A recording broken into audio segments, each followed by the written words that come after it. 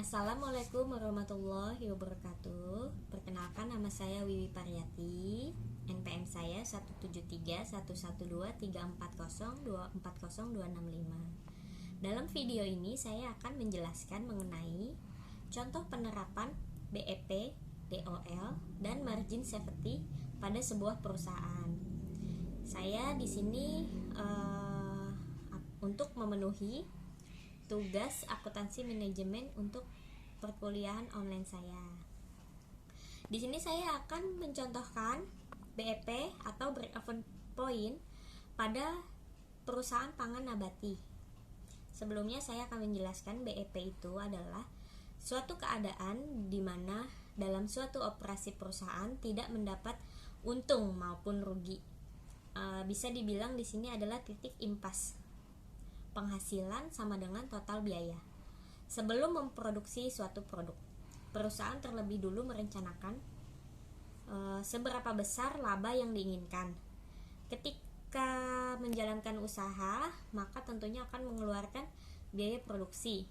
Maka dengan analisis titik impas dapat diketahui pada waktu dan tingkat harga berapa penjualan yang dilakukan tidak menjadikan usaha tersebut rugi dan mampu menetapkan penjualan dengan harga yang bersaing pula tanpa melupakan laba yang diinginkan. Contoh, tadi kan saya di awal bilang menjelaskan contohnya pada perusahaan pangan nabati.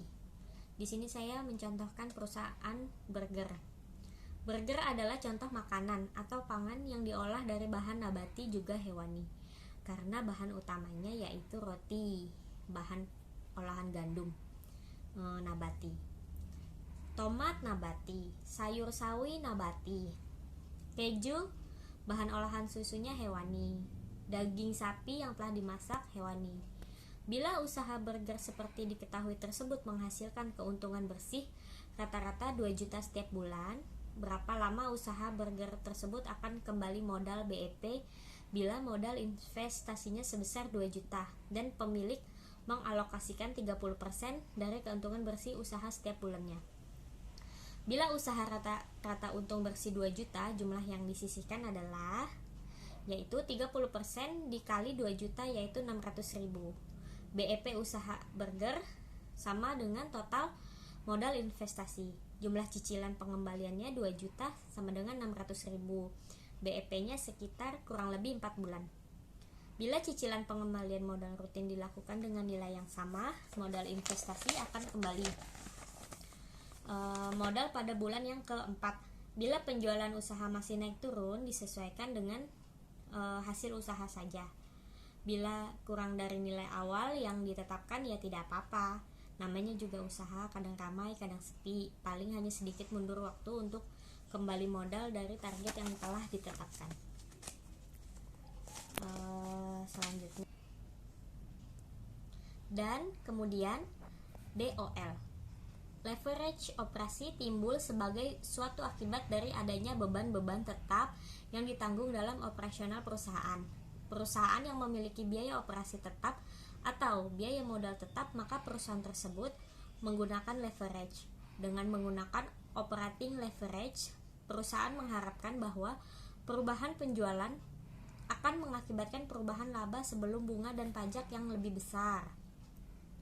Beban tetap operasional tersebut biasanya berasal dari biaya depresiasi, biaya produksi, dan pemasaran yang bersifat tetap, misal nih, gaji karyawan.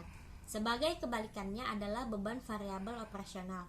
Contohnya, biaya variabel adalah biaya tenaga kerja yang dibayar berdasarkan produk yang dihasilkan. Leverage operasi adalah pengaruh biaya tetap operasional terhadap kemampuan perusahaan untuk menutup biaya tersebut. Dengan kata lain, pengaruh perubahan volume penjualan atau Q terhadap laba sebelum bunga dan pajak. Besar kecilnya leverage operasi dihitung dengan DOL atau Degree of Operating Leverage yang dirumuskan sebagai DOL sama dengan persentase perubahan EBIT per persentase perubahan penjualan. Analisis leverage operasi yang dimaksud untuk mengetahui seberapa peka laba operasi terhadap perubahan hasil penjualan dan berapa penjualan minimal yang harus diperoleh agar perusahaan tidak menderita kerugian. Selanjutnya, margin of safety. Margin of safety adalah besarnya pengurangan maksimum jumlah produksi atau penjualan dari yang dianggarkan agar perusahaan tidak menderita kerugian. MOS dapat dihitung dengan menggunakan rumus MOS sama dengan penjualan per budget dikurang penjualan per break even dikali 100% per penjualan per budget. Margin of safety apabila hasil penjualan pada tingkat titik impas dihubungkan dengan penjualan yang dianggarkan pada tingkat penjualan tertentu, maka akan diperoleh informasi tentang seberapa jauh volume penjualan boleh turun sehingga perusahaan tidak memperoleh rugi.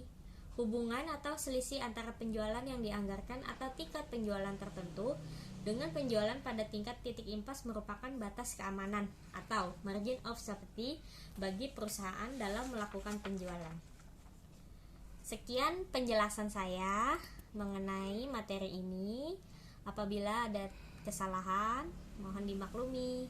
Wassalamualaikum warahmatullahi wabarakatuh.